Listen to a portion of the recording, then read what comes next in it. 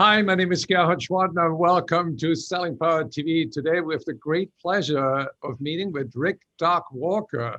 He is a famous football player and sports announcer. He is a trainer, a coach. He helps you get motivated. He helps teams do better and get better performance out of teams. Hi, Rick.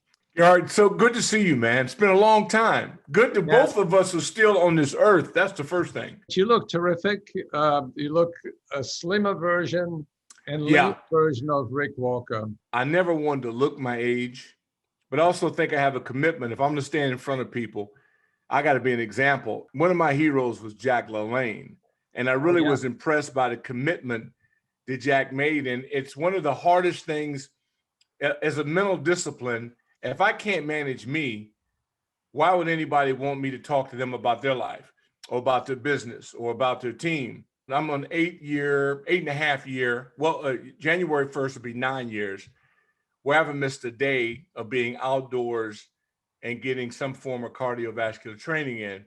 That's the most important part about self-development, is creating good habits. You know, I used to watch people, I used to watch joggers, and I'd look and I go, man, that's so boring.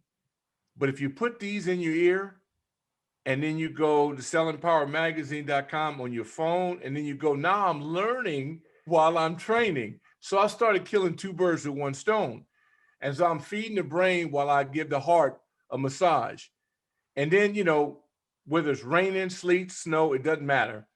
I want to be outdoors because it's really me driving myself to a point to where what it seems to be extreme for others is normal for me.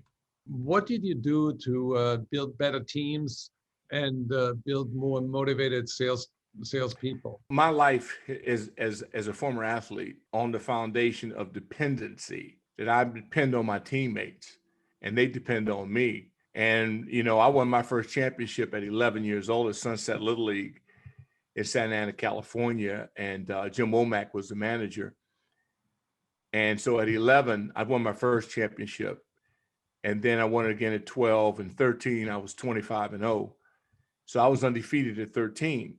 I always wanted to just be born on a team that was undefeated, you know, but the teams I got on weren't very good. And then that changed. Same thing at UCLA. You know, first time we played USC in 1974, we got torched. And my mother was at the game and she said, do me a favor. Don't ever invite me back to anything like this if you guys can't play any better.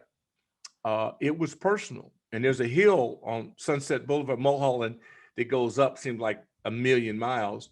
And we committed to hitting that hill daily. And we got into a grind. And, you know, long story short, we beat the #1 team in the country, the Ohio State Buckeyes, who were #1 and undefeated. These things happen. And when you're a part of it and you reflect off it and you see why, it wasn't me, it was us. And so it's, once again, it's become a junkie over trying to see teams build them, get through it, and then reap the rewards of it. And then you go past that message to someone else. It sounds like, so we just keep this thing going. Because if one guy stops and we break that chain, most people will just quit. They'll give up or they'll do it for the wrong reasons. And I'm committed to never see that happen. Why is it that it's so hard for football players to connect with business and apply the principles like you have? You're motivating a lot of sales organizations. You're helping a lot of people get the best out of themselves. So why is it so difficult? A lot of guys franchise their names, but they don't run businesses. They haven't been in business and they have never done the work of those that they're asking to do the work. To me, I don't do the celebrity endorsement deal. Means nothing to me. I've seen a man sacrifice his family for us to be able to develop a closeness and to win. So when I see guys do that, that's what I'm attracted to.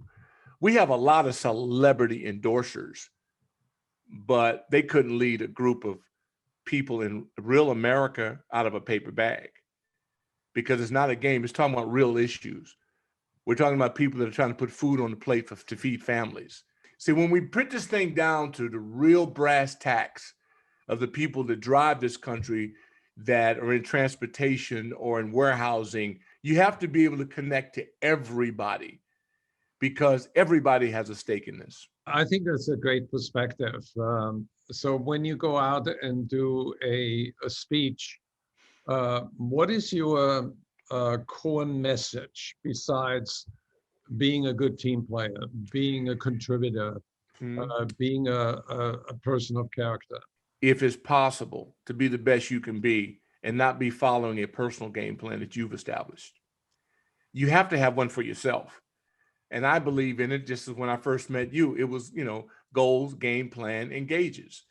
And it hasn't changed because without a set of goals of me knowing that, first of all, being specific as to what I want to accomplish, having it written down so that I can reflect off of it and remind me, making the commitment, accepting it, having a timeline, because when am I going to get this? I always say, everybody here know when payday is, right? Yeah. That's exactly how I want you to be with your goal, so that you know when are you going to accomplish it. And then you have to have, for me, you got to celebrate success. The deal is I got to be all in. And I think that I try to increase people's level of competitiveness. I don't think we're as competitive as a people as we ought to be.